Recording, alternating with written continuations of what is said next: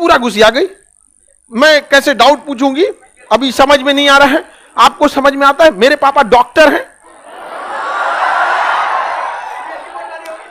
कहे भाई आपके पिताजी ना डॉक्टर हैं, आप क्या हैं? बेरोजगार। पिताजी मेहनत किए, पिताजी अच्छा है, लोगों की जान बचाते हैं, डॉक्टर का होना जरूरी है। सबके पिताजी काम करते हैं, डॉक्टर अच्छी बात है। लेकिन बताइए, अगर हम महीने में, साल में मान के चलिए हम 5 बार बीमार पड़े, तो हमें डॉक्टर के पास साल में 5 बार जाना है, लेकिन 365 दिन हमें अनाज खाना है।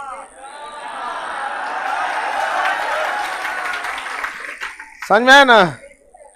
365 दिन वो किसान उगाता है, जिसको लोग कोई वैल्यू नहीं देते। समझ में? लेकिन हम लोग तो भाई सबसे ज्यादा वैल्यू किसान को।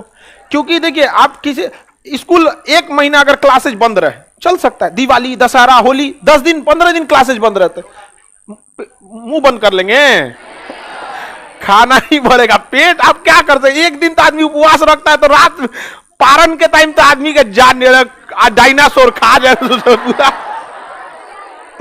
एक दिन के व्रत में हाल समझ में आ गया कि नहीं? अब निर्जला होता, तो सबका अपना अपना वैल्यू रहना चाहिए। हर इंसान का अपना एक वजूद होता है।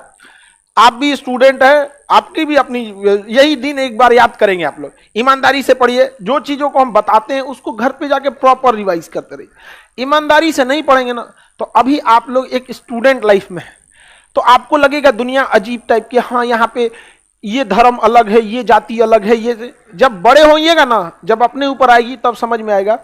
ये जो चीज देखती है इंडिया, दुनिया, अमीर हो या गरीब, बाकी सबको नाप कर देगी। पैसा आपके साथ ऊपर तक नहीं जाएगा, लेकिन जब तक आपके साथ है, आपको नीचे गिरने नहीं देगा। इसलिए आपको जितना जल्दी हो मेहनत कीजिए और लौट जाइए यहां से, एक अच्छी लाइफ, एक दुनिया बना के अपनी। समझ में आएगी ना क्या?